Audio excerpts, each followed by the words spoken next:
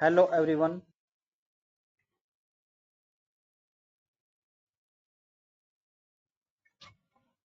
Hello everyone. मैं BK Chaudhary SP Sharma classes में आप सभी का स्वागत करता हूं। दोस्तों, हम लेकर आए हैं आपके लिए ज्योग्राफी में टॉप 20 क्वेश्चनों की सीरीज। ये सभी क्वेश्चन एनसीईआरटी से लिए गए हैं। पहला क्वेश्चन है, निम्नलिखित में से कौन सा वृक्ष की शाखाओं के समान अपवाह प्रतिरूप प्रणाली को दर्शाता है? तो इसका आंसर है द्रुमाकृतिक। वूलर झील निम्नलिखित में से किस राज्य में स्थित है?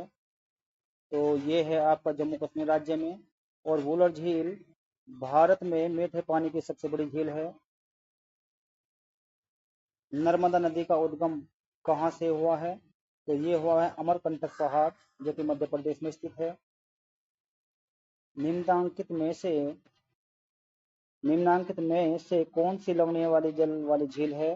तो ये है आपकी जो है सांबर झील, जो कि राजस्थान में स्थित है। कहाँ पर है? राजस्थान में।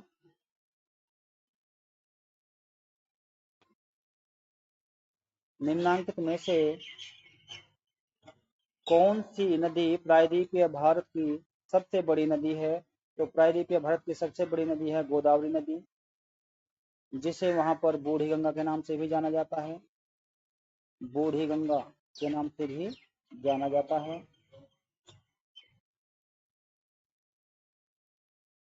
निम्नांकित नदियों में से कौन सी नदी भ्रंश घाटी से होकर बहती है? तो ताप्ती और नर्मदा नदियां भ्रंश घाटी से होकर बहती हैं, और यह अमरकंटक पहाड़ से निकलकर पश्चिम की ओर बहकर अरब सागर में गिरती हैं। अरब सागर में गिरने से पहले ये नदियां एस्चुरी का निर्माण करती हैं। निम्न में से कौन प्राकृतिक झील है? गोविंद सागर झील प्राकृतिक झील है।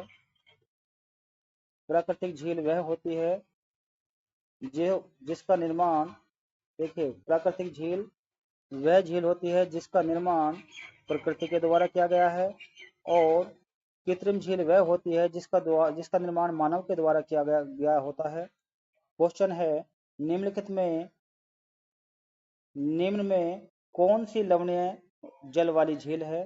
तो ये आपकी सांबर झील, यहाँ से नमक निकाला जाता है, जो राजस्थान में स्थित है। ब्रह्मपुत्र नदी को ब्रह्मपुत्र नदी को तिब्बत में क्या कहते हैं? तो तिब्बत में इसे सांगपो के नाम से जाना जाता है। बांग्लादेश में इसे जमुना के नाम से जाना जाता है। भारत की सबसे लंबी नदी कौन सी है? तो वह है गंगा नदी। इसकी लंबाई है 2500 किलोमीटर।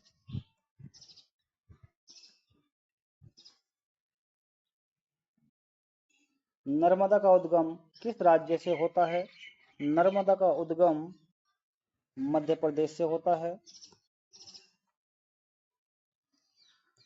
सिंधु जल समझौता किन दो देशों से संबंधित है? सिंधु जल समझौता पाकिस्तान और भारत से संबंधित है। इस समझौते के अनुसार पाकिस्तान इस जल का 80% उपयोग करेगा, और जबकि भारत इस जल का 20% उपयोग करेगा।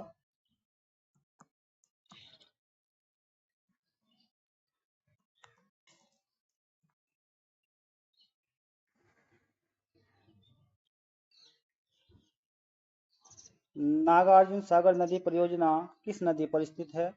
तो ये आपकी कृष्ण नदी पर स्थित है।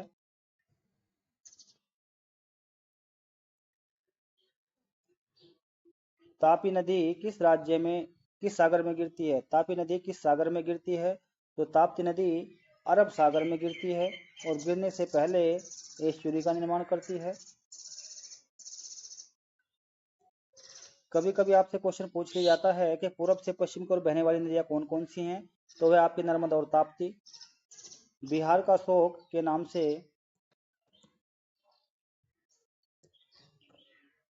बिहार का शोक के नाम से जानी जाने वाली नदी कौन सी है? तो कोसी नदी। कोसी नदी को बिहार का शोक कहा जाता है, जबकि दामोदर नदी को बंगाल का शोक कहा जाता है।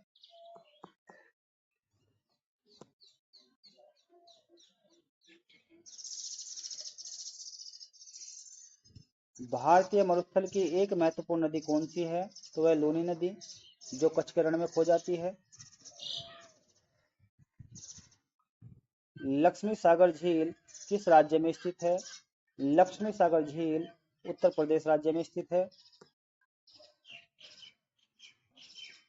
गंगा नदी पर गांधी सेतु किस शहर के निकट अवस्थित है? तो ये पटना शहर के निकट अवस्थित है। कौन सी नदी भ्रंश घाटी से होकर बहती है? ताप्ती और नर्मदा, ये दोनों नदियां भ्रंश घाटी से होकर बहती हैं और अरब सागर में गिरती हैं।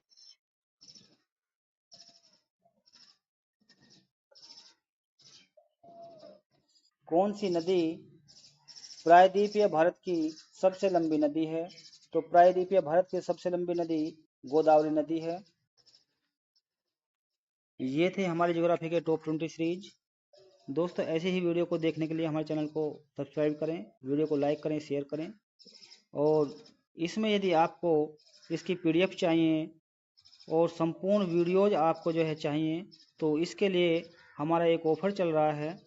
आप जो है 200 रुपये रजिस्ट्रेशन कराकर उन टोटल पीडीएफ्स को और वीडियो को डाउनलोड कर सकते हैं और अपने एग्जाम में सफलता पा सकते हैं। धन्यवाद दोस्तों, जय हिंद।